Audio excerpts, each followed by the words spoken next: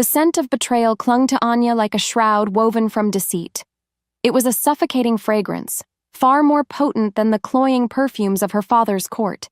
She stood at the grand, arched window of her chambers, the vibrant tapestry of the city below, a mocking contrast to the desolation in her soul. 2 days.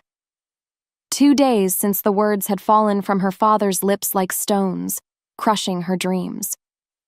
You are a living treaty, Anya, the price of peace. Her heart hammered against her ribs, a frantic bird trapped in a gilded cage, a treaty, a silk-dressed sacrifice. Was this her destiny, to be bartered away like livestock? Anya, whose silver tongue could charm kings and whose sharp wit could disarm diplomats, was now reduced to a pawn. She paced, her silk gown rustling like dry leaves, the sound a stark echo in the cavernous room. Outside, the world continued its symphony of commerce and conversation, oblivious to her personal apocalypse. They don't understand, do they? She thought, her hands clenching. They think this is an honor, a duty. But honor felt like a hollow word when stripped of choice, and duty felt like a branding iron across her very soul. She paused, catching her reflection in the polished glass. Her eyes, usually sparkling with intelligence, were shadowed, haunted by the specter of a future without her voice. Anya? The soft query, a ripple in the stillness, pulled her back. Ilara, her closest confidant, stood framed in the doorway, her usually cheerful face etched with concern. Ilara, who understood the intricate dance of words, the power Anya wielded with every carefully chosen phrase. It's just a nightmare, isn't it? Anya whispered, her voice rough, barely her own. She didn't wait for an answer because she knew. The nightmare was real. The Grand Council Hall buzzed like a hive of agitated wasps, their collective hum a familiar symphony of discontent. Anya, however, felt a vibrant thrill course through her veins. This was her stage, her arena. Before her, 2 stubborn clan elders, their faces florid with stubborn pride, traded accusations across a polished oak table that gleamed under the midday sun. Their feud over grazing lands threatened to unravel months of delicate peace talks. Gentlemen, please. Anya's voice, a melodic blend of authority and calm, cut through the clamor. She didn't shout, she didn't need to. Her presence commanded attention, a magnetic pull that silenced the room. Is this how we honor the truce? With a battle of bellows? A low chuckle rippled through the gallery, easing the tension. Anya offered a wry smile. Old Man Boren, she began, her gaze softening as it met the elder on the left, his beard bristling like a badger's brush. Your grandfather, if I recall, spoke of the wisdom of shared harvests, did he not? And Chief Rorik, her eyes now held the chief on the right. Your clan's renown for foresight is legendary. Surely a solution lies not in dividing what little grass remains, but in nurturing new growth? She leaned forward slightly, her voice dropping to a conspiratorial murmur, yet clear enough to carry. Imagine. She painted the picture with words. A joint effort. Your herds grazing side by side in fields enriched by shared labor. A bounty for both, secured not by boundaries, but by bonds. She paused, letting the vision settle. They want to feel respected, to feel heard. And just like that, the stiff shoulders softened, the angry glares flickered. The 2 men, enemies moments before, exchanged hesitant glances.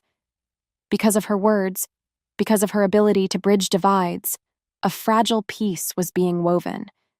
This was her life's purpose. This was her art. She lived for these moments, where her intellect and eloquence reshaped reality. Perhaps, Old Man Boren rumbled, stroking his beard. Chief Rorik nodded, a grudging respect dawning in his eyes. Anya suppressed a sigh of relief. Victory. She felt exhilarated, her mind already spinning possibilities for the next phase of negotiations, when a shadow fell across the sun-drenched floor. A harried staffer, his face pale and eyes wide with urgency, stood at the hall's entrance. the air thickened. The elegant lines of her father's study always offered a sense of stability, a bastion of order in a chaotic world. Today, however, the heavy oak desk and towering bookshelves felt like the walls of a trap. Her father, Lord Valerius, stood by the window, his back to her, his shoulders slumped in a way Anya had never seen. Usually, he was a pillar of unyielding authority, his voice a commanding roar that brooked no argument. "Father?" Anya's own voice was tentative, a stark contrast to her usual confident tone. The news from the council meeting had been swift, ominous whispers of a renewed conflict with the North, a brutal border skirmish that had claimed too many lives. She expected to discuss tactics, to lend her diplomatic skills to avert a full-blown war. Instead, silence. He turned slowly, his face grim, etched with a fatigue that seemed to age him decades in a single afternoon. His eyes, usually sharp and calculating, were shadowed with a peculiar blend of desperation and a cold resolve that sent a shiver down Anya's spine. She felt it, a shift in the air, a premonition of something deeply wrong. "Anya," he began, his voice devoid of its usual warmth, flat and detached. "A ceasefire has been negotiated." Relief washed over her, brief and intoxicating. "Thank the spirits," she exclaimed, stepping forward. "How can I help? Perhaps mediating?" But then he raised a hand, cutting her off. "You are the help, child." His words fell like hammer blows, one after another. The Northern Alpha, Ronan. He demanded a binding alliance, a blood tie. You, Anya, are to be his mate, a living treaty. You leave at dawn. Anya stared, dumbfounded. The world spun. Her breath caught in her throat, a strangled sound that never escaped. Married? To the silent Alpha? The barbaric leader of a pack rumored to communicate only through whispers of the mind? A man whose territory was shrouded in chilling silence and ancient, forgotten curses. "No," she choked out, finding her voice though it trembled. "Father, you cannot. I have work to do here. My skills are needed. I am not some brood mare to be traded." Her heart pounded so loudly she was sure he could hear it. This wasn't just a political marriage. This was an annihilation of her very essence. How could she, a woman of words, survive in a world without them? Her future, once bright and limitless, shattered into a million irreparable pieces. Deep down, she knew the truth. Her father had sold her. For the price of peace, he had sacrificed his daughter. The flickering candlelight cast dancing shadows across the ancient maps unrolled on her study table, each line a cruel reminder of the vast, unknown territory she would soon be forced to inhabit. Outside, the night air was heavy with the distant sounds of her father's guard, preparing for dawn. Anya, despite the late hour, felt a frantic energy humming beneath her skin. Sleep felt like a betrayal, a surrender to the inevitable. Alara sat opposite her, a half-empty goblet of wine forgotten in her hand, her gentle features drawn with sorrow. "Anya, are you sure there's no other way?" she murmured, her voice barely above a whisper. "What other way, Alara?" Anya snapped, then immediately softened, reaching across to grip her friend's hand. "Forgive me, it feels like I'm standing on the edge of an abyss. They say his pack doesn't even speak. Can you imagine? Me, silenced? My thoughts, trapped inside my own head?" Her voice trembled with a raw vulnerability she rarely showed. Every thought, every opinion, every feeling, unheard, like a beautiful song composed for a deaf audience. Alara squeezed her hand. "But you're Anya. You'll find a way to make them listen. You always do." "But how?" Anya paced again, her frustration boiling over. "My entire life, built on words, on wit, on persuasion. What am I without it? A ghost? A puppet?" She ran a hand through her hair, desperate. "I need to remember, every debate I've won, every heart I've swayed, I need to hold on to it. It's all I have left." She started recounting stories, almost compulsively. Remember when I convinced Lord Torvin to reopen the trade routes simply by appealing to his sense of legacy? Or that time I talked down the furious merchants' guild leader just by listening, truly listening, to his grievances? She spoke faster, as if trying to exhaust her voice, trying to empty her well of words before the long, dry silence. Ilara listened, tears glistening in her eyes, understanding the desperate ritual. Anya was trying to store up memories of her voice, to bottle the essence of who she was because the future promised to steal it all. The thought of being trapped in a gilded cage, her mind stripped bare and her soul unheard, was her deepest terror. She kept talking, weaving tales of past triumphs, of a self that was vibrant and powerful. She clung to these stories, to these words, as a drowning person clings to a piece of driftwood. What followed was the agonizing realization that no matter how hard she tried, no words could ever truly prepare her for the silence. Soon after, a distant horn blew, a mournful sound that pierced the pre-dawn gloom. It was the summons. The hour of her departure had arrived. Anya's eyes met Ilara's, a silent plea passing between them. The final heartbreaking farewell was not spoken aloud, because some goodbyes are too painful for words. The journey north had been a blur of desolate landscapes and Anya's frantic internal monologue, a desperate attempt to catalog every word she'd ever spoken, every witty retort, every heartfelt declaration. But no mental inventory could prepare her for this. The air itself seemed to hum with an oppressive quiet as their escort approached the colossal gates of the northern stronghold.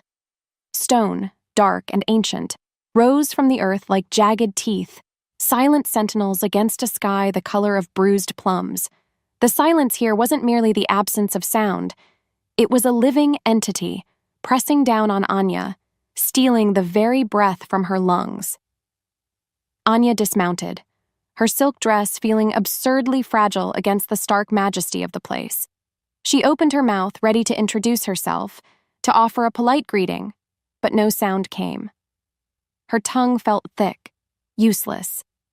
Because of that, a wave of panic, cold and sharp, washed over her.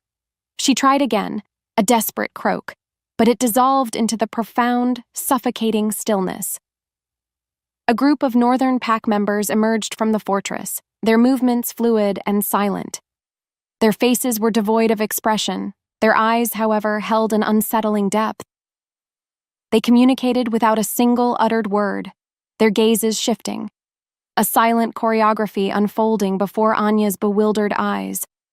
It was like watching a play where all the dialogue was implied, understood only by the actors. Then, he appeared. Alpha Ronin. He was a force of nature carved from granite, impossibly tall, with shoulders that seemed to dwarf the stone archway he emerged from. His hair, dark as a raven's wing, framed a face that was severe, unyielding.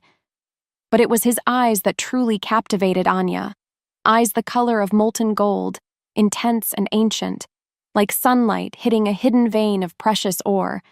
They swept over her, a silent inventory, and in that moment, Anya felt as though he saw straight through her, stripping away every carefully constructed facade.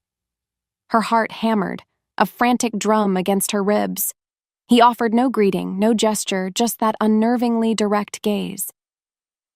The tension broke as one of his warriors stepped forward, gesturing for Anya to follow. She didn't know what scared her more, Ronin's intimidating silence, or the terrifying realization that her greatest weapon, her voice, was utterly useless here. She was a bird without wings, a fish out of water. She felt exposed, vulnerable, her every private thought suddenly feeling dangerously loud in her own head. What followed was her silent escort through labyrinthine corridors, each step taking her deeper into this world of voiceless communication. The stone walls seemed to absorb all sound, trapping her in a vacuum.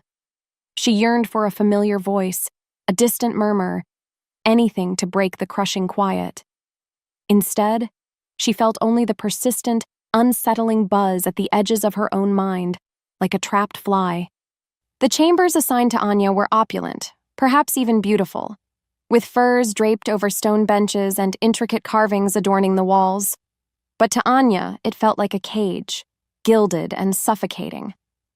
The silence was absolute, heavier here than anywhere else.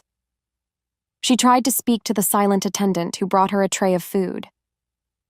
Thank you, she whispered, her voice a dry rasp. The attendant simply nodded, their eyes holding a deep, knowing understanding that chilled Anya to the bone. It was as if they already knew her thoughts, her futile attempts to communicate. Frustration boiled over. She pointed at the steaming stew, then at her mouth, miming the act of eating.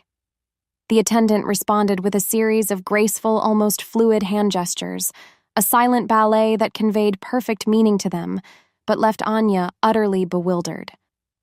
Anya's mind spun, desperate for a foothold, a way to bridge this chasm. This is impossible. How do they live like this? And then, a whisper, faint but distinct, brushed against the edge of her consciousness. It wasn't spoken. It was thought. A clear, empathetic message. You will learn. Anya gasped, clutching her head. It was fleeting, like a half-remembered dream, but undeniably there. It was one of the many telepathic whispers she'd caught since arriving, but this one felt clearer, more intentional. Her heart pounded. This was her deepest terror realized. In this silent world, her every private thought could indeed become a weapon used against her. She pressed her palms against her temples, trying to push the phantom voices away, to build a wall around her mind. She felt exposed, stripped bare. Her breath hitched. No, I won't. I can't let them in. She curled into herself on the plush furs, desperately trying to silence the buzzing, the intrusive whispers that now felt like a violation. She focused on mundane things, on counting the carved wolves on the ceiling, anything to distract her mind from the terrifying openness. She didn't know what scared her more, being understood or the thought of not understanding. Maybe it was fate. Maybe it was a cruel twist of the knife, that the one place she felt truly vulnerable was within her own mind. A sharp, almost physical thrum reverberated through the room, jerking Anya upright. Ronan stood in the doorway, a silent, imposing figure.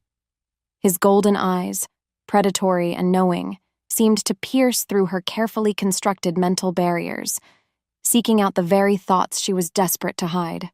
The space between them burned. The ceremony was a hushed, stark affair, devoid of music or spoken vows. Anya stood on a raised dais in the center of a cavernous hall, surrounded by the silent, watchful faces of Ronan's pack. Their thoughts were a muted hum at the edge of her perception, still too jumbled to decipher, but she felt the weight of their expectations, their judgment. Ronan stood opposite her, a statue of stoicism. He wore ceremonial leathers, dark as midnight, adorned with intricate silver symbols that seemed to absorb what little light there was. His face, however, remained a mask. Anya, encased in a simple, heavy silk gown, felt utterly stripped of agency. Her initial goal to resist, to argue, had been replaced by a desperate, quiet determination to survive this ordeal without shattering. A revered elder, ancient and wizened, stepped forward, his movements slow and deliberate. He raised a hand, and the low hum of the pack's thoughts seemed to deepen, a collective silent reverence. A silver cuff, simple yet elegant, was presented. Ronan took it, his strong fingers surprisingly gentle as he fastened it around Anya's wrist. As the cool metal settled against her skin, their fingers brushed. In that precise moment, a jolt, like raw lightning, arced between them. Anya gasped, a sound lost in the silence. It wasn't just a physical touch. It was a searing rush of pure emotion, a torrent of loneliness, duty, and an undeniable primal desire that slammed into her. Her breath caught. She felt a reciprocal wave from him, a flash of surprise, perhaps even a reluctant curiosity. It was brief, intense, and utterly unnerving. Her world tilted. She quickly pulled her hand back, her pulse racing, the lingering warmth of his touch a brand on her skin. She didn't know what to make of it. Was it the fated mate bond they whispered about in legends, or merely the shock of unexpected contact? Her mind spun, trying to reconcile the cold alpha with the fleeting warmth she'd felt. Was he truly so distant, or was there something hidden beneath that fortress of silence?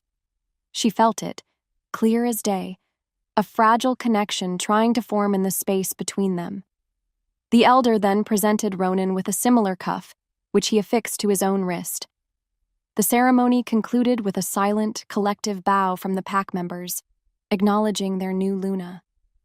Anya felt the heavy weight of her new reality settle upon her, a profound silence broken only by the persistent, echoing whispers of unfamiliar thoughts in her own mind. She was Ronan's Luna, bound to a voiceless man in a silent world.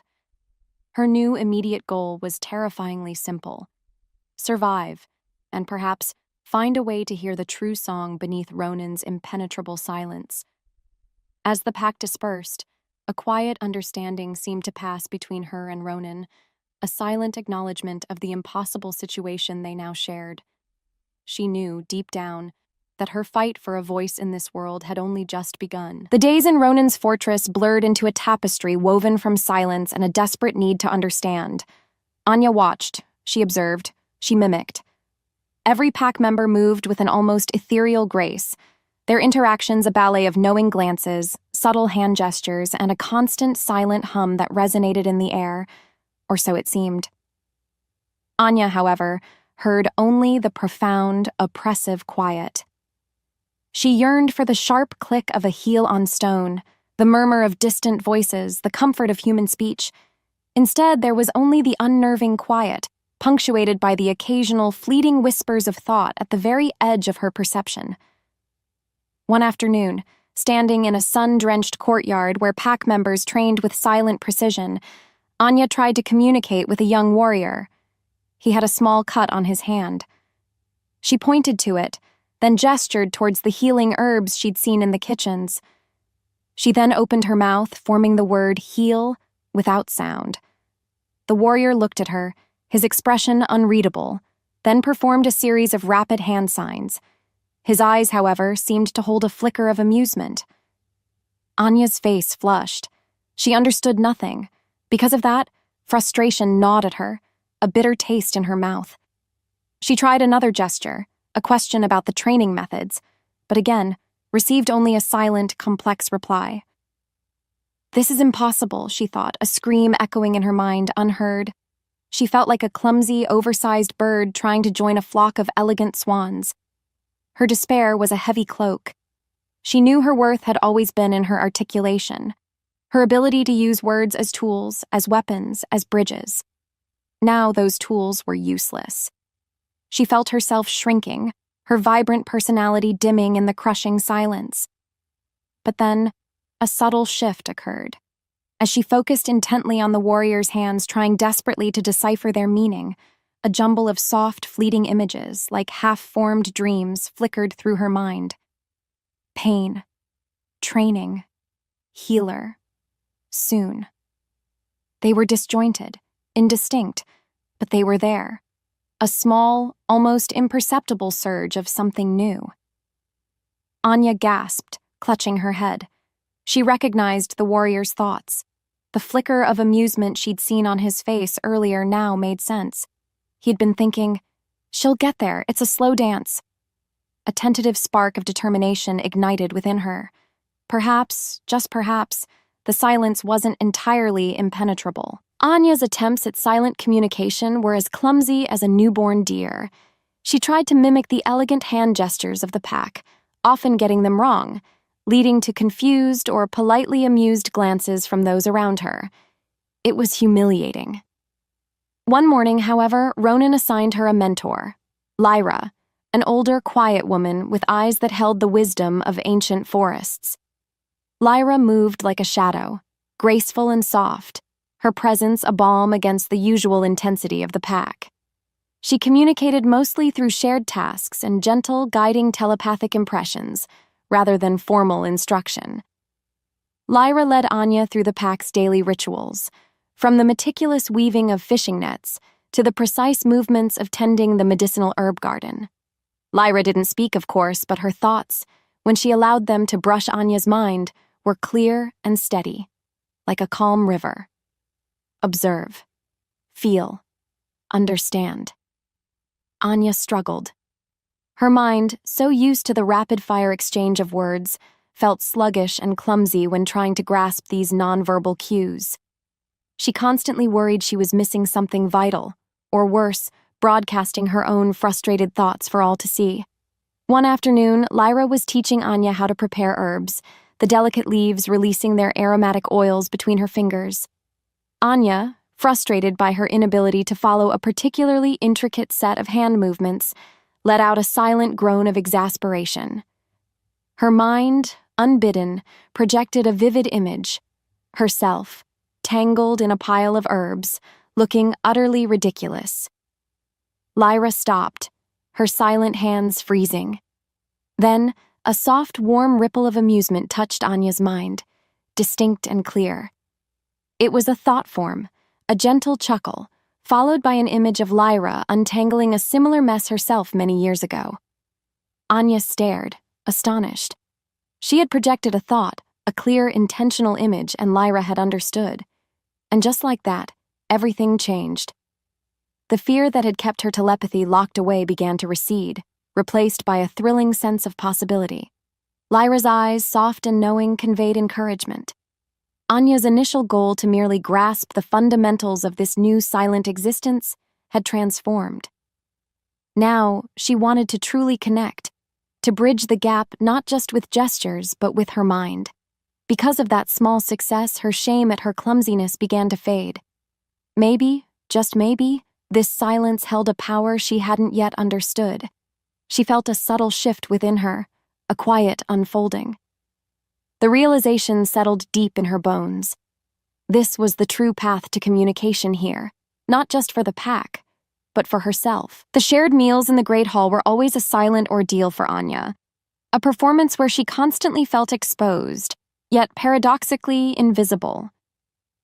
Today, however, Ronan sat directly opposite her, his golden eyes usually distant, seeming to pierce her very soul.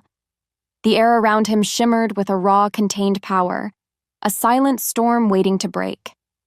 He consumed his meal with an efficiency that was almost unnerving, yet every now and then, his gaze would flick to her, intense and assessing. Anya, meanwhile, nervously pushed food around her plate, acutely aware of his scrutiny. Her heart hammered a frantic rhythm against her ribs. She felt the familiar low hum of his telepathic presence, stronger than anyone else's, like a deep resonance in the earth. She couldn't decipher his specific thoughts, but she perceived his mood, a weighty mix of solemn duty and a lingering, unspoken sorrow. She wanted to ask him about it, to pierce that impenetrable fortress of silence he built around himself. Why do you carry such a burden? The thought, unbidden, formed clearly in her mind, a question she never would have dared to voice aloud. To her shock, Ronan paused, his fork half raised. His golden eyes, which had been fixed on her, now seemed to deepen, a flicker of something unreadable passing through them. He didn't respond with hand gestures. Instead, a faint, almost imperceptible pulse of thought brushed against her. It wasn't words, not yet, but a feeling of weary acknowledgement, a faint echo of pain that answered her unspoken question. It was brief, like the beat of a raven's wing, and then it was gone, Ronan resuming his meal as if nothing had happened. Anya's breath hitched. She had reached him, not with words, but with a silent plea. A thrill, hot and undeniable, coursed through her veins. A small, silent victory. This was her power, growing stronger, allowing her to connect in ways she never imagined. She felt a surge of defiance, a quiet rebellion against her enforced voicelessness. Maybe, she thought, her internal voice now clearer, stronger. I don't need words to be heard after all. That's why Ronan's silent acknowledgement was so profound. It validated her emerging telepathy. Anya, now emboldened, met his gaze, holding it, a silent challenge, a new understanding passing between them. The stakes had been subtly raised.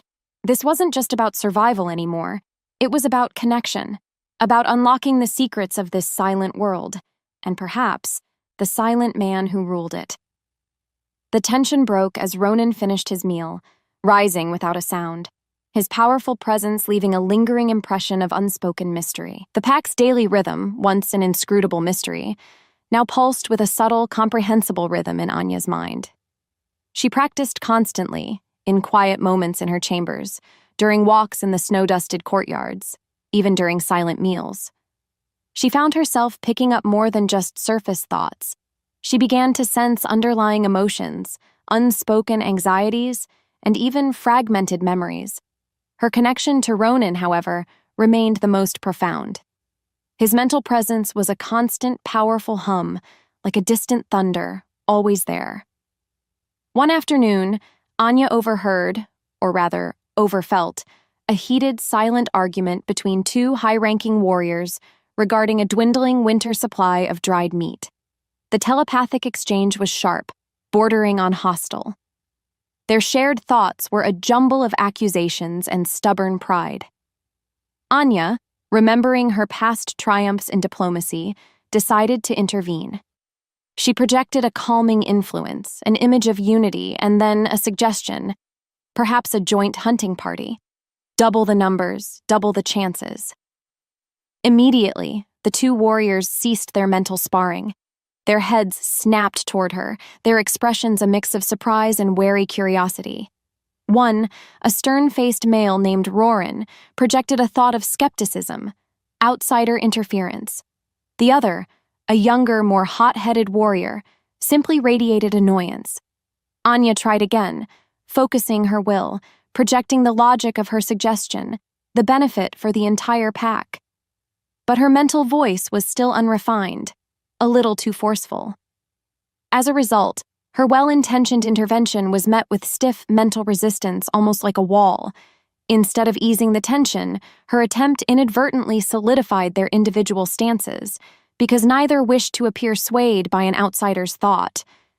The silent argument simmered back to life, more intense than before.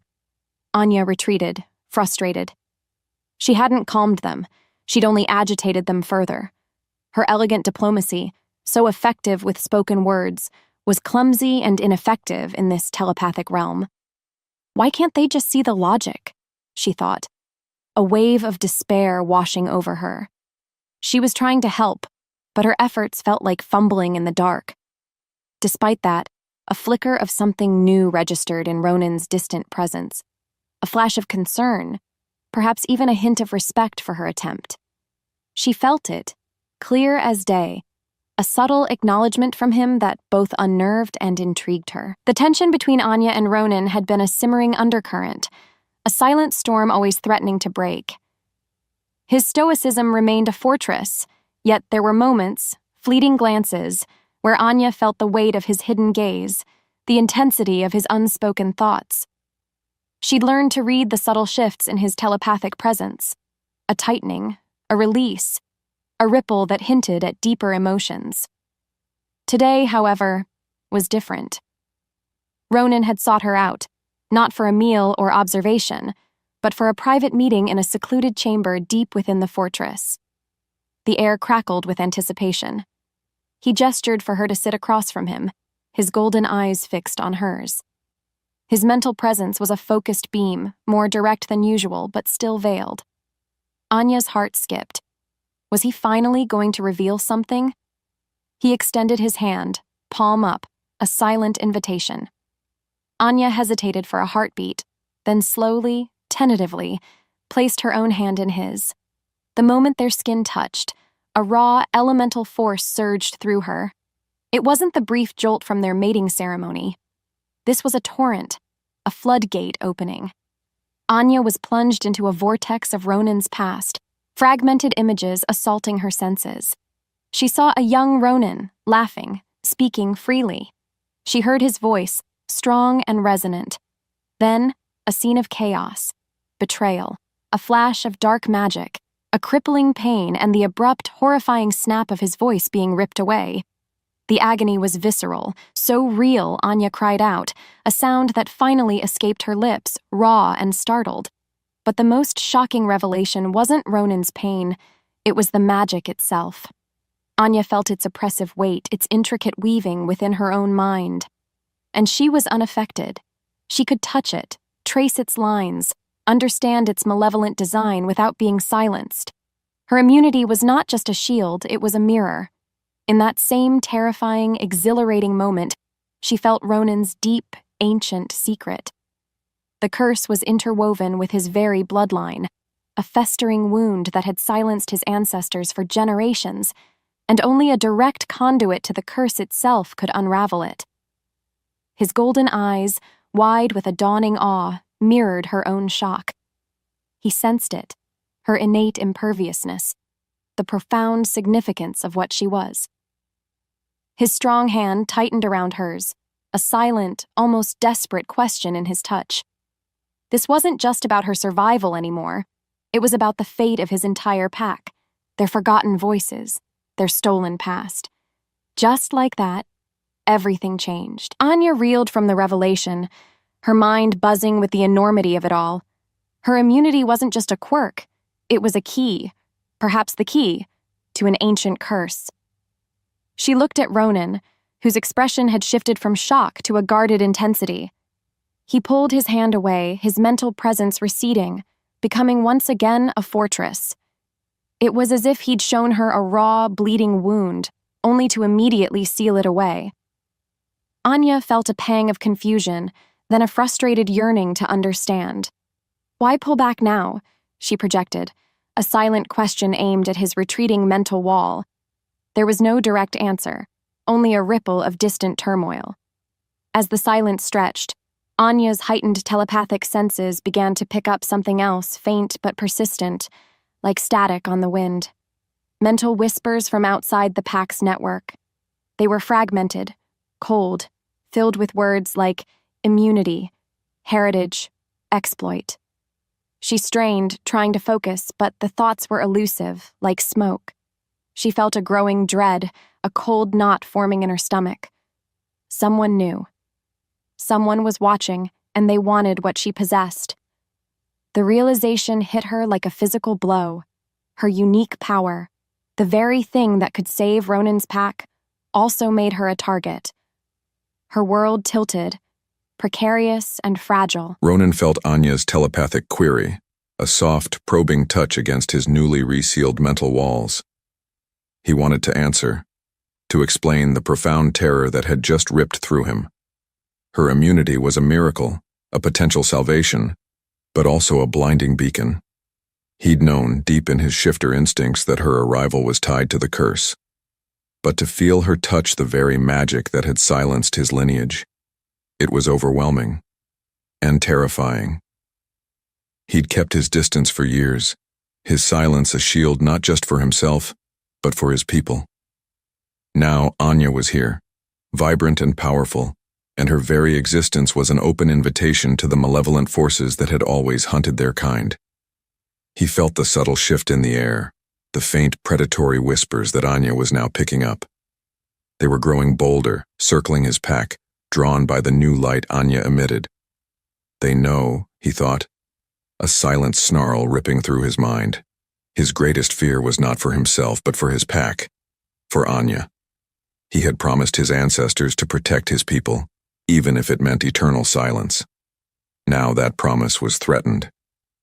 He looked at Anya, her face pale with new understanding, and his heart ached with a raw, protective instinct.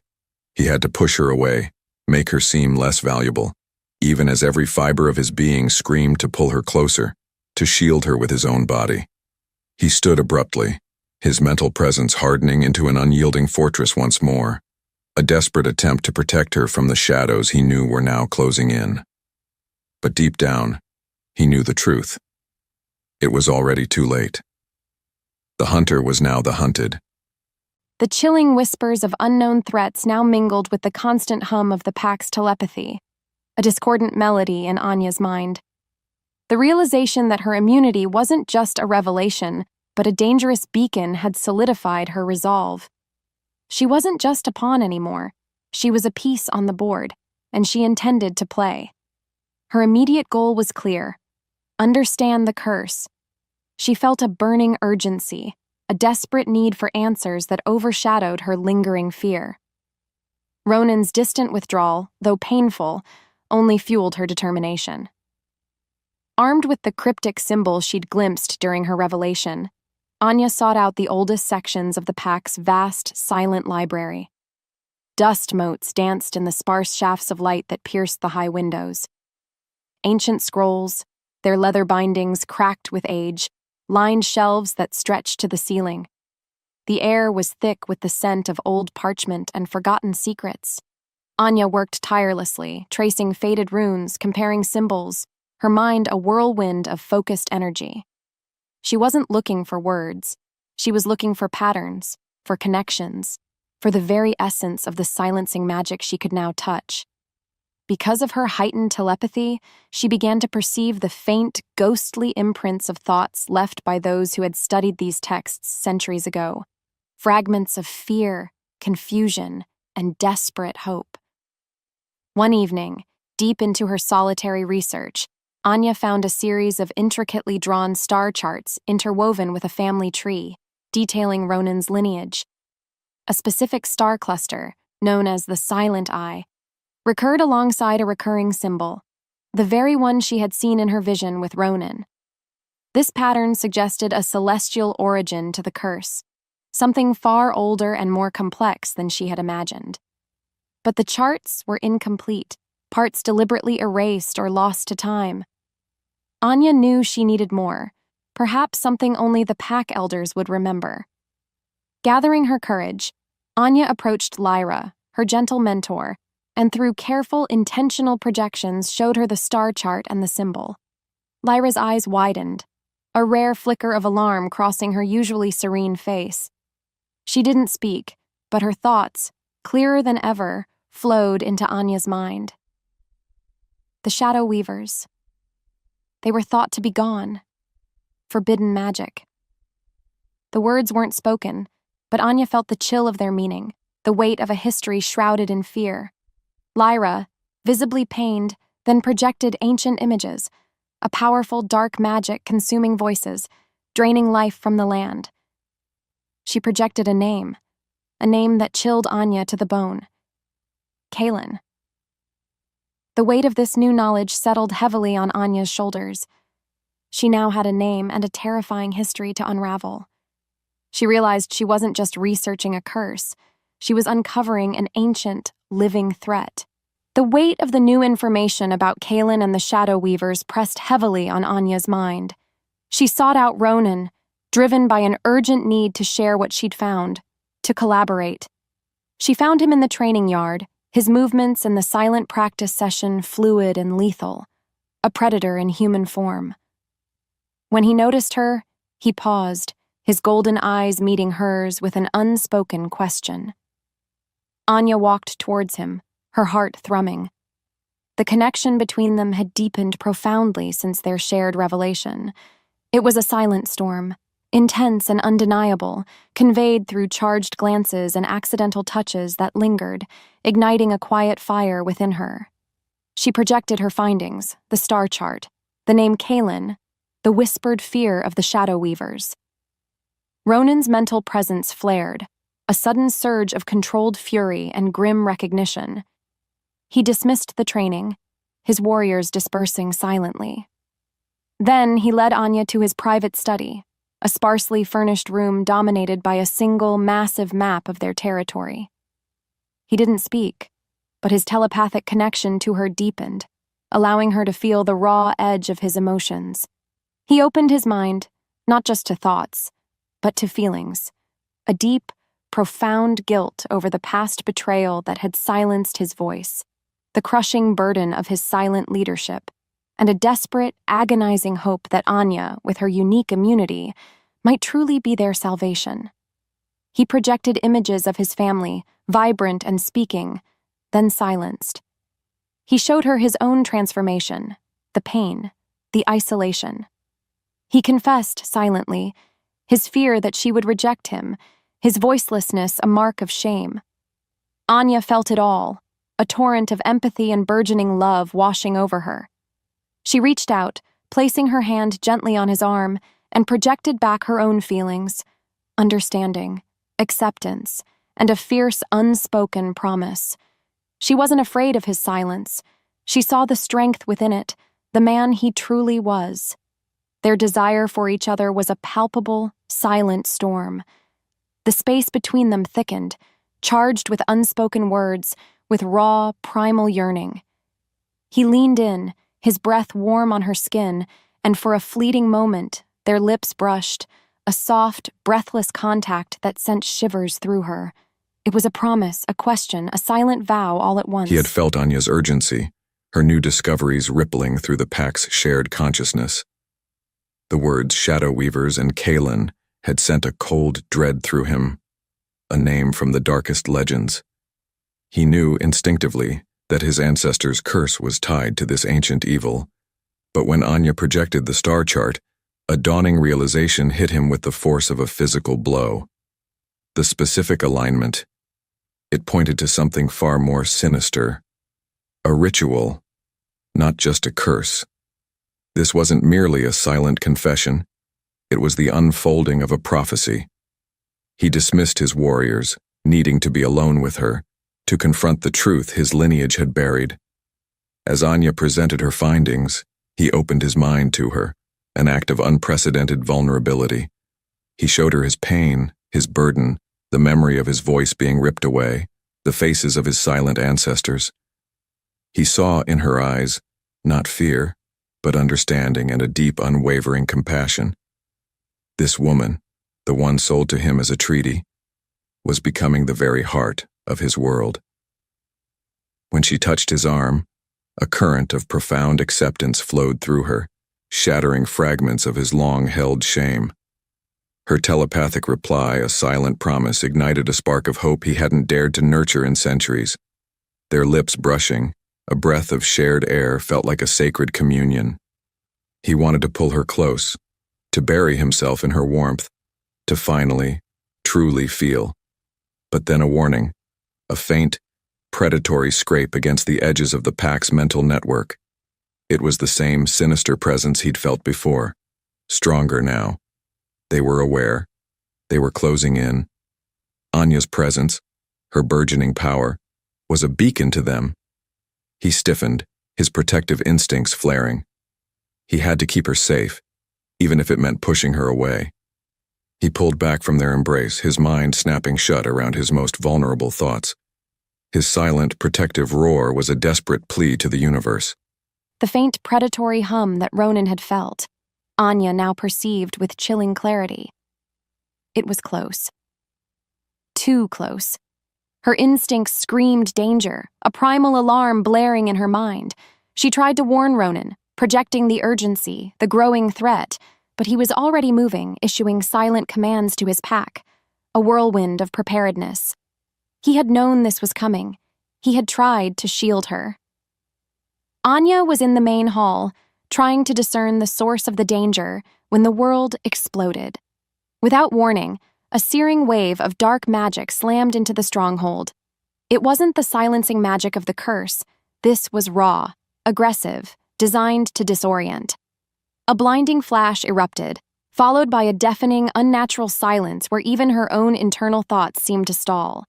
Chaos erupted, but it was a silent chaos. Warriors moving without sound, their telepathic cries muted, distorted. Anya felt a sudden, sharp pain as a dark-cloaked figure emerged from the swirling magical residue, their face obscured. Before she could move, strong hands clamped around her arms, pulling her backward, away from the skirmish. Her heart pounded, a frantic drum in her ears. She struggled, her newfound telepathic strength surging, but the figure radiated mental interference, a chaotic static that made her thoughts jumble. She saw Ronan, a blur of fury, fighting his way towards her, his golden eyes blazing with desperation. He moved like a storm, tearing through the attackers, but there were too many. He was fighting fiercely, his silent roars echoing only in her mind.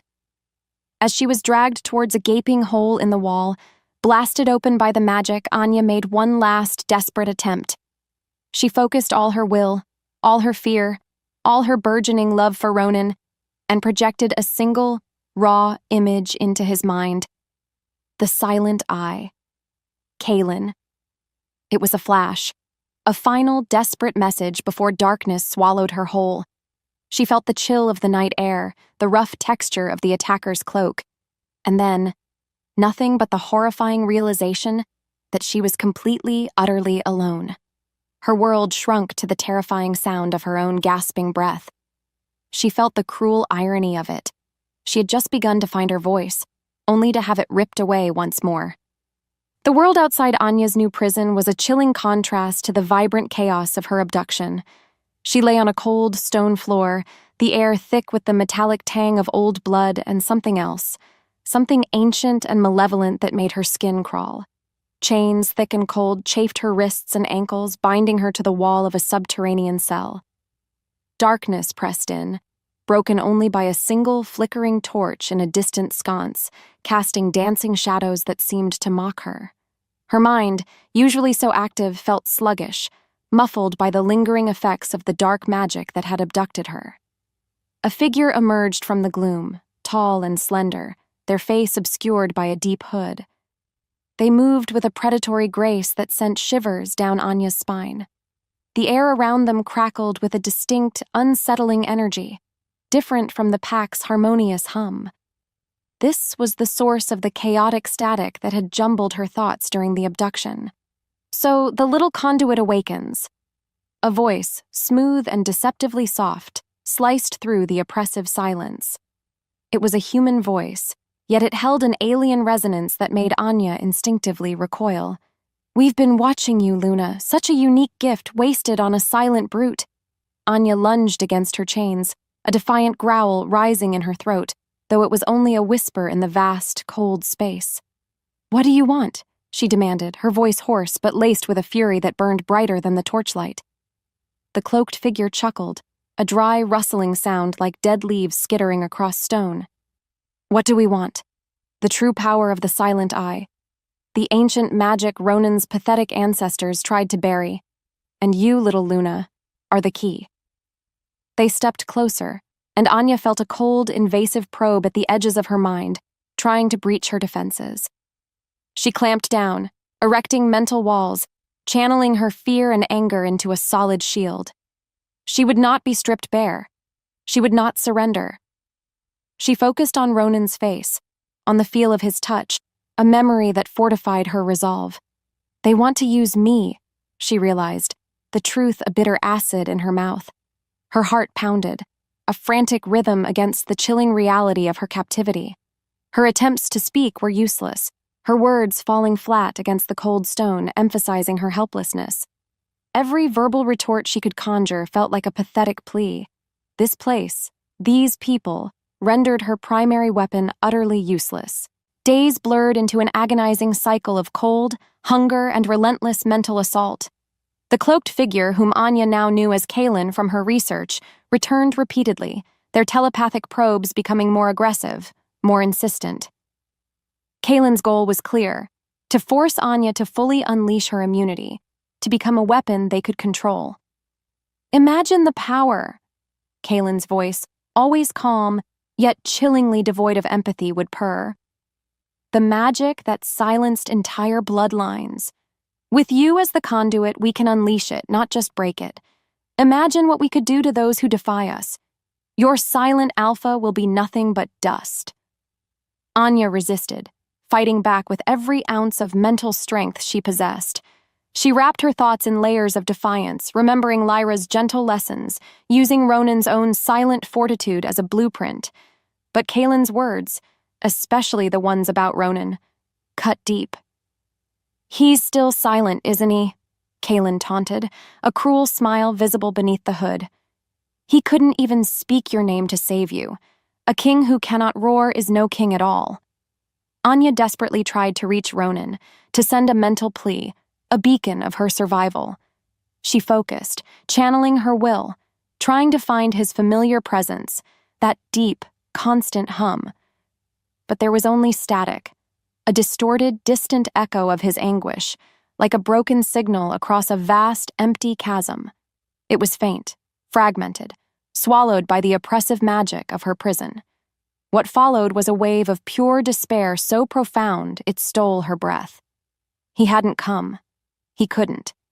He was still voiceless, perhaps even broken by her abduction. The thought that he might be incapable of saving her, that she was truly abandoned, was a torment far worse than the chains. Her deepest fear of being unheard and alone manifested with brutal clarity. She didn't know what scared her more, Kaylin's relentless mental probing or the cold, empty silence where Ronan's comforting presence should have been. Her heart ached with a hollow, crushing pain. She felt it, clear as day, the slow, agonizing death of hope. The weight of her situation was immense. Maybe this was it. Maybe her unique power wasn't a key, but a cage. The despair was a suffocating blanket, heavy and cold. Anya no longer fought the chains, no longer tried to breach the mental static. She lay curled on the stone floor, her body aching, her spirit broken. Kaylin's taunts echoed in the cavern of her mind, reinforcing her core misbelief. She was nothing without her voice. She had relied on her words, then her emerging telepathy, to connect, to exist. Now, both felt useless. She was utterly unheard, a prisoner in her own mind as much as in this cell. She closed her eyes, tears a hot, silent trail on her cold cheeks. She remembered the bustling markets of her home, the vibrant debates, the easy laughter she'd shared with Alara. She saw Ronan's stoic face, his golden eyes, the silent desire that had sparked between them. It all seemed so distant, so utterly lost. This is it, she thought, a quiet resignation settling over her. I am truly alone. She let go. She let go of the need to fight, the need to speak, the need to be heard. She simply existed in the cold, dark silence, allowing it to envelop her. And in that profound surrender, something shifted. The incessant buzzing in her mind, the chaotic static from Kaylin's magic began to quiet. As if the world narrowed, her internal landscape became still, vast, and strangely clear. She wasn't fighting it anymore. She was simply listening to the silence, embracing it. And in that stillness, a single, pure thought cut through the void, undeniable and powerful. It wasn't a jumble. It was a coherent message, filled with a raw, agonizing love and a desperate, unwavering resolve. It was Ronan. His thought resonated deep within her bones, a telepathic roar that spoke of his relentless hunt, his fury, his unyielding promise to find her. He had broken through. He was coming. Anya's eyes snapped open. The despair was gone, replaced by a cold, searing determination. Her internal voice, no longer desperate or frantic, was clear and steady. She had believed her worth was in her voice, but in losing it, she had found a deeper, more primal connection. She felt it, clear as day, her wolf stirring, a latent power, now fully awake, pressing forward within her. She let it happen. Ronan's connection was more than hope. It was a surge of shared strength. She realized then that Kaylin hadn't stripped her bare. They had merely pruned her, allowing her true power to bloom. The game wasn't over. It had just begun. The shift within Anya was profound. A calm, unwavering power unfurling in the core of her being. Ronan's telepathic roar, a beacon of raw love and fury, had cut through the despair, igniting a new fire in her veins. She was no longer just surviving. She was fighting back. Her immediate goal was to contribute to her own rescue, to become an active participant in her freedom. She pressed her palms against the cold stone, focusing her will. Kaylin's magic was a chaotic, discordant static, but now, Anya found she could navigate it, almost like learning to swim through murky water.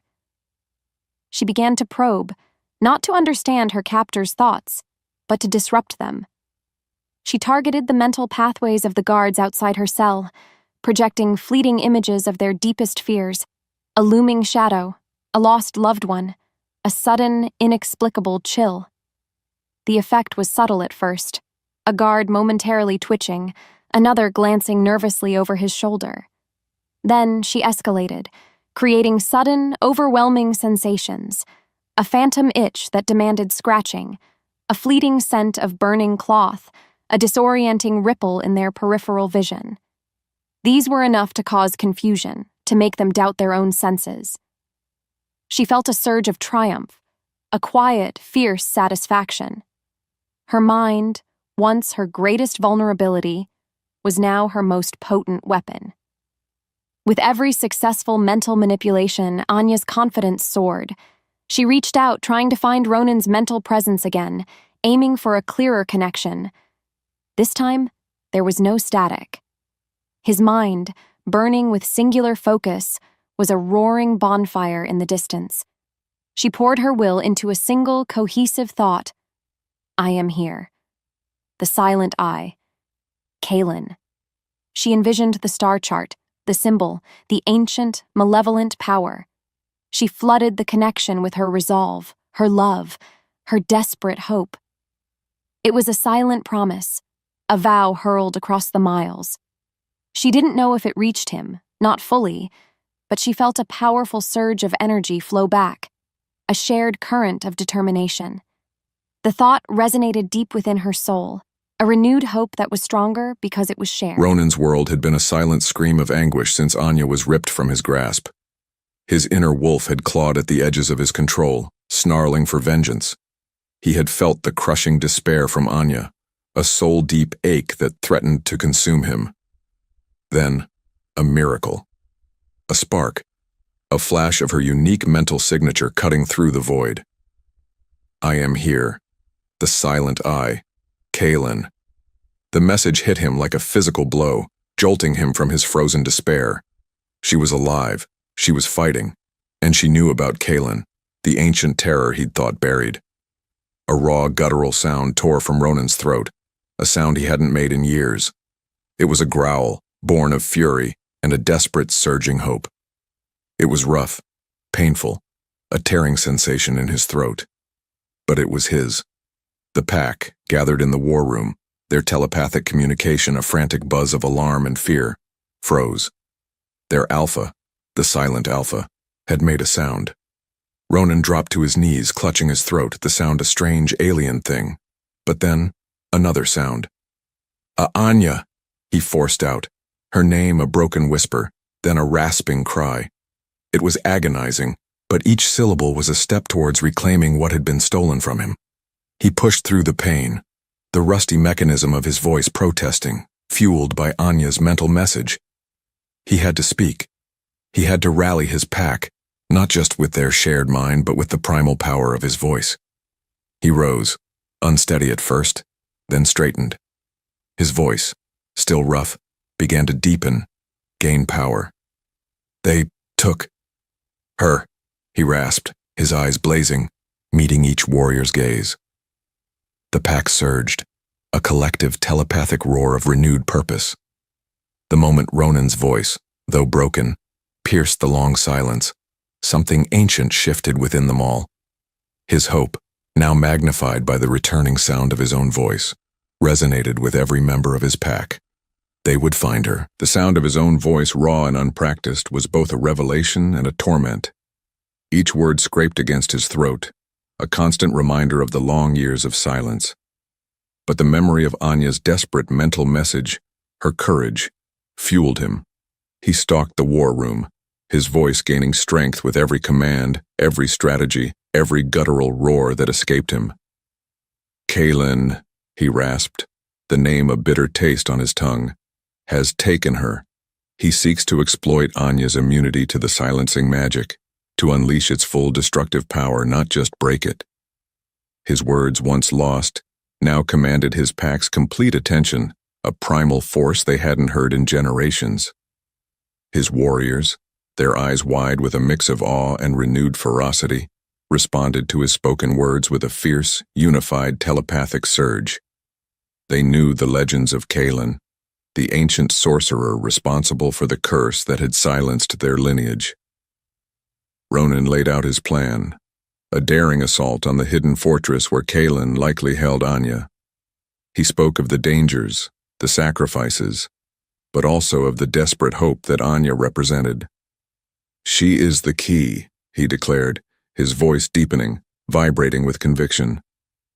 "She can touch the curse without falling prey to it. We will use her immunity. We will break the chains of silence that have bound us for centuries." His voice, though still rough, was a balm to his people, a symbol of their awakening. It felt powerful to utter such a powerful vow. Suddenly, a clear, sharp thought pierced his mind, distinct from the pack's hum. It was Anya. Her projection was a complex array of images and feelings, outlining her own discoveries. She showed him the star chart, the connection between the Silent Eye constellation and the curse, and the horrifying truth. The curse wasn't just magic. It was a living entity, sustained by the silence itself. It needed to be severed at its heart, and only a direct confrontation at the precise location, powered by her immunity, would suffice. It was a profound plan, audacious and terrifying. "We must go to the source." Her thought resonated, together. Ronan's breath hitched. He had feared for her safety, wanted to shield her, but she wasn't waiting for rescue. She was mapping the path to their salvation. His heart swelled with fierce pride and a love so profound it brought him to his knees. He looked at his pack, then back to the mental image of Anya. "She knows the way," he announced, his voice now strong and resonant, filling the hall. "She is leading us." His true voice had returned, not just his physical ability to speak, but the leader, the mate, the protector he was always meant to be. Trapped in her cell, Anya clung to Ronan's mental presence like a lifeline. She felt his anguish, his fury, and then a monumental shift, the first painful sounds of his voice. Her heart swelled. He was fighting for her, truly fighting. And his voice. It was the most beautiful sound she'd ever imagined. She had projected her discoveries, the chilling truth about the curse's true nature, the star charts, the name Kaelin. She knew, instinctively, that the solution lay not in mere rescue, but in a combined effort, a direct assault on the curse's core. As Ronan's voice grew stronger, each word he uttered a testament to his unbreakable will, Anya felt a profound connection, a true partnership. She was guiding him from within, and he was roaring for her from without. She was no longer powerless. She was an essential part of the fight. The memory of Ronan's silent confessions, his fear of being unheard, now spurred her on. They would face this together. She felt a fierce, joyful determination. The scent of pine and anticipation filled the crisp night air as Ronan led his pack through the ancient snow-dusted forests. His voice, once a distant echo, was now a resonant roar, guiding his warriors, coordinating their movements. "Flank them!" he bellowed, his voice carrying easily over the rustling snow. His pack moved with silent efficiency, their telepathic cohesion amplified by his booming commands. He felt Anya's presence in his mind, a sharp, guiding beacon. She was projecting images of the antagonist's stronghold, hidden entrances, patrol routes, weak points in their magical defenses. It was as if she saw through stone, laying bare their enemies' secrets. The fortress loomed ahead, a dark, jagged silhouette against the moonlit sky, shrouded in the oppressive magic Anya had described. Ronan felt the familiar static, Kaelin's malevolent presence. But now, it was tinged with Anya's defiant light. "She's cutting through their defenses," he projected to his closest warriors, his voice dropping to a low, powerful growl. "Stay with me." They moved like shadows, a silent tide of powerful wolves driven by their alpha's rediscovered voice and their Luna's unwavering will. His heart pounded a primal drumbeat of anticipation. He could almost taste the moment he would reach her, the moment he would pull her into his arms. The air thickened with magic and adrenaline. Confined in her cell, Anya felt the surge of Ronan's pack approaching, a powerful wave of fury and determination. Ronan's voice, clear and strong even at this distance, resonated in her mind, a symphony of command and purpose. He was coming. She focused her telepathy, her mind now a finely tuned weapon. Kaylin's guards, already disoriented by her earlier probes, were easy targets. She projected terrifying illusions: walls crumbling, phantom attacks, the sudden appearance of monstrous shadows. Panic erupted among them, their telepathic network dissolving into chaotic fear. She felt Kaylin's frustrated rage, a cold, sharp blade of thought directed at her. "You cannot escape, little witch," Anya countered with a projection of her own, fierce and defiant. "I am not a witch. I am Luna, and my alpha is coming for you." She then focused on the outer magical barriers, using her immunity to find the cracks, the vulnerabilities. She poured her energy into these weak points, amplifying them, creating mental pathways for Ronin's forces to exploit. The sounds of battle began to penetrate her cell.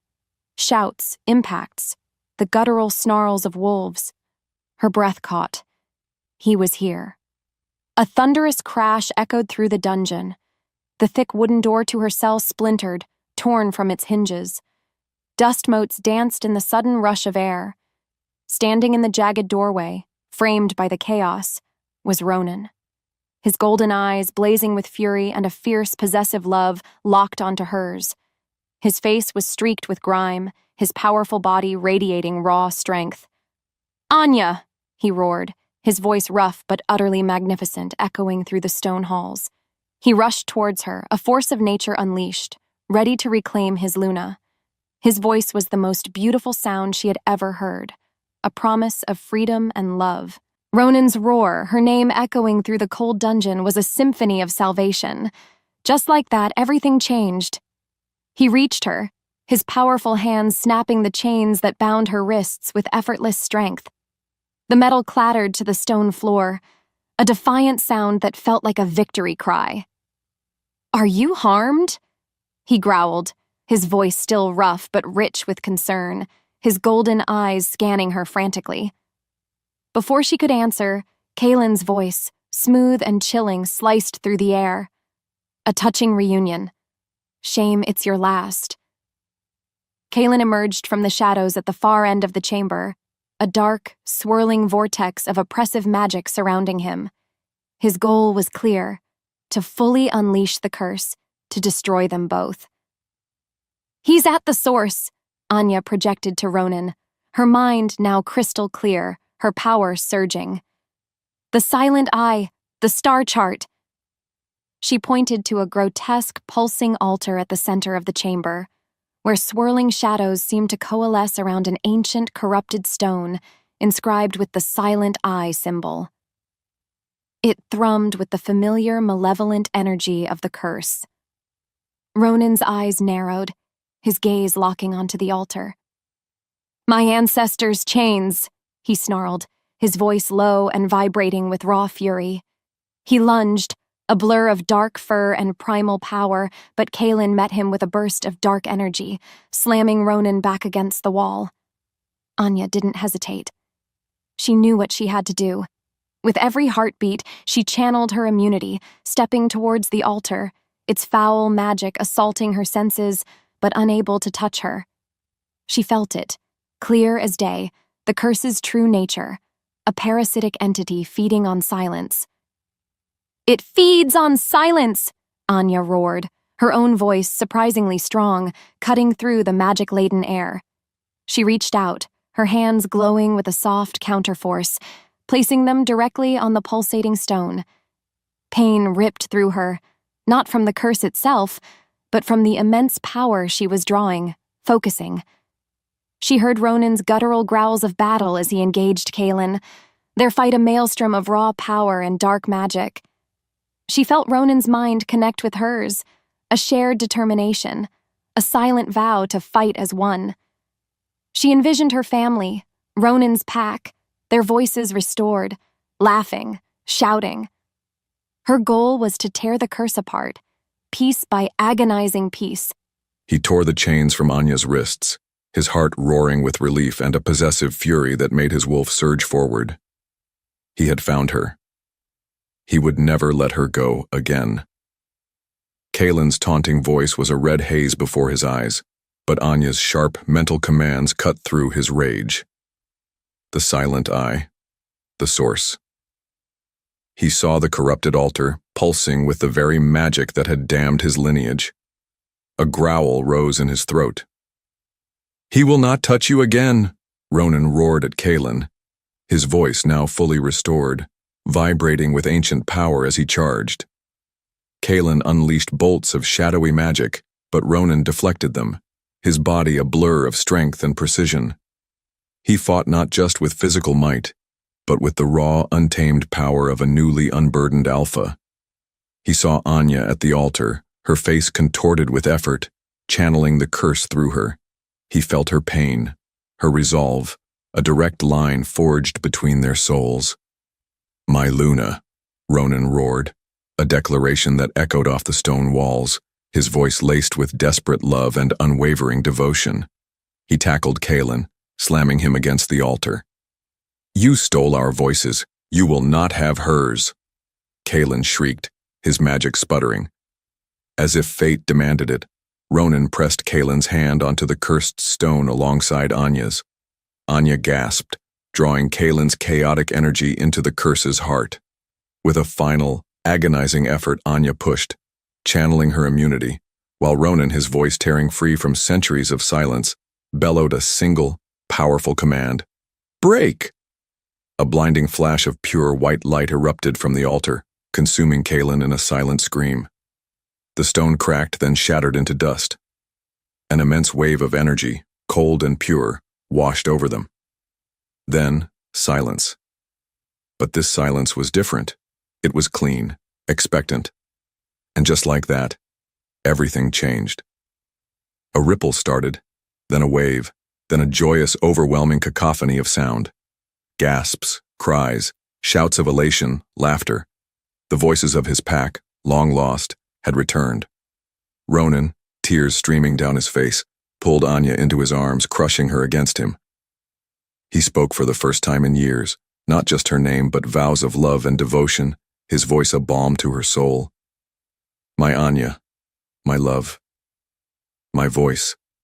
The sheer, exhilarating noise was overwhelming, yet utterly beautiful.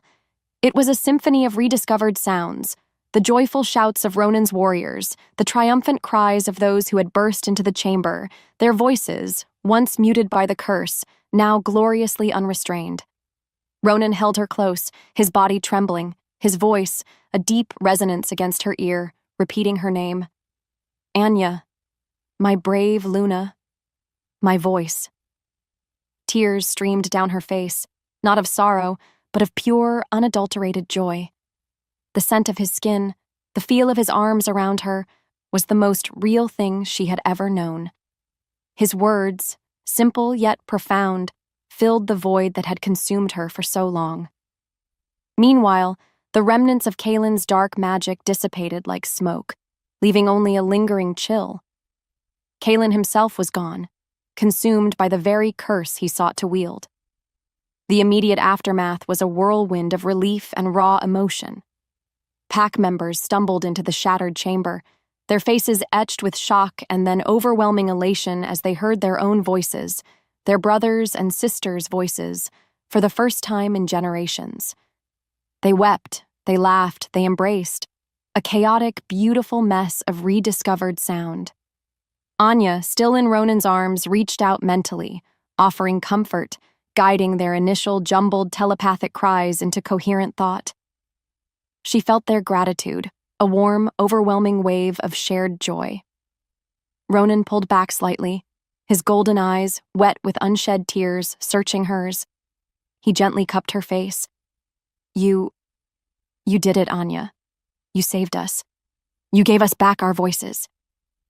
His voice, though still raw with emotion, was steady, full, a miracle. She leaned into his touch, savoring the solid, real presence of him, the man who was no longer silent, the man who had found his voice because of her. She felt their bond, stronger now, woven with both spoken words and the silent language of their souls. The tension broke into a shared sigh of profound relief, marking the end of a terrifying journey. The sound. It was everything. The world had exploded into sound, a symphony of his pack's rediscovered voices. He held Anya, crushing her against him, burying his face in her hair, breathing her in. "My Anya, my love, my voice," he repeated, the words tasting like nectar on his tongue, each syllable a profound truth that resonated deep within his bones. He could speak. He could finally tell her, with words, the depth of his feelings. He watched, through tear-filled eyes, as his pack erupted in joyous chaos. Warriors hardened by years of silent communication now wept openly, their voices cracking with emotion as they called out to each other. He saw a mother embrace her child, their voices mingling in pure relief. It was a sight he had only ever dreamed of, a future he thought forever lost. Anya, still in his embrace, reached out with her mind, her presence a calming anchor in the overwhelming surge of emotion. She was guiding them, helping them navigate the cacophony, a true Luna, a voice for their reborn pack. He pulled back, needing to see her, to impress upon her the magnitude of what she had done. Her face, tear-streaked and beautiful, glowed with a triumphant light. "You saved us," he murmured, his voice thick with emotion, his thumb brushing her cheek. He could feel the depth of her love, her understanding, not just through their mental bond, but through the vibrant life in her eyes. The centuries of silence, the burden he had carried, had finally been lifted. Because of Anya, his pack was whole again. Their future, once shrouded in the silent torment of the curse, now stretched before them, a canvas waiting for the joyous clamor of life. Months later, the northern stronghold buzzed with a vibrant, beautiful noise. Laughter echoed through the great hall. Stories were told around crackling fires, and the sounds of children playing filled the courtyards. The silence that had once defined this place was gone, replaced by the symphony of a thriving vocal pack. Anya, standing beside Ronan on a sun-drenched balcony overlooking the revitalized lands, felt a profound sense of peace. She was no longer a living treaty. She was their Luna, not just in title, but in every fiber of her being. She often found herself seamlessly shifting between spoken words and telepathic communication. "The southern trade caravans arrive tomorrow," she said aloud to Ronan, her voice clear and confident, a stark contrast to the strangled whispers of her arrival. "They're bringing mountain herbs we desperately need." Then she sent a silent thought, laced with amusement, and perhaps some of that surprisingly good fruit wine. Ronan chuckled, a low, rumbling sound that made her heart skip. He responded aloud, "Indeed, a successful negotiation, thanks to your silver tongue, my Luna." But his mind also sent back, "And your silver mind." Their communication was a rich tapestry, woven with both spoken and unspoken threads, a testament to their unique bond. Anya often held workshops for the pack, helping them relearn the nuances of verbal communication, encouraging those who still hesitated. She told stories, not just of her old life, but of their shared triumph, of Ronan finding his voice, of the pack reclaiming their sound. Her presence was a constant reminder that being heard meant more than just speaking. It meant being understood, truly understood, in all forms. The thought of being trapped in a gilded cage, her mind stripped bare and her soul unheard, was now a distant, vanquished terror. She was free. Life with Anya was a revelation, a constant symphony that thrilled his senses. He spoke now, easily and often, his voice a deep, resonant rumble that had once been lost to him. He found joy in simple conversations, in the sound of Anya's laughter, in the boisterous shouts of his pack children. He was still the silent alpha in name, but his silence was now a choice, a comfort he shared only with Anya in moments of deep intimacy. He watched her interact with the pack, her vibrant energy infectious. She was truly the voice of their people, teaching them not just to speak, but to connect. "The healers are requesting more of that mountain feverfew," Anya spoke aloud, her voice clear. "And for the new pups, extra warm pelts," her thought added, a soft, warm touch in his mind. Ronan nodded, a profound sense of gratitude washing over him. He had found his voice, yes, but he had found his true self, his true purpose in loving Anya. Their connection was a constant shimmering thread, a silent understanding that transcended any words. Their happily ever after was a world filled with the beautiful noise of a love that learned to communicate in the deepest silence. Epilogue. Years later, the northern winds still whispered through the ancient trees, but they carried the joyful sounds of life. Anya and Ronan stood on a high bluff, their hands intertwined, watching their children play in the sun-dappled valley below.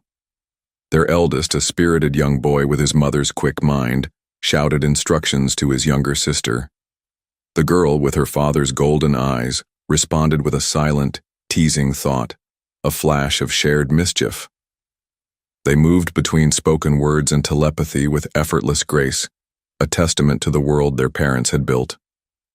Anya's voice, warm and melodious, carried on the breeze as she finished a story about their pack's long-lost history, a tale filled with shadows and then glorious light. Ronan, his arm wrapped around her, smiled, his gaze tender. He sometimes spoke of the years of silence, a stark contrast to the richness of their present. Their life was a testament to love's power, a vibrant, noisy tapestry woven from shared dreams, rediscovered voices, and the profound, beautiful connection forged in the deepest silence.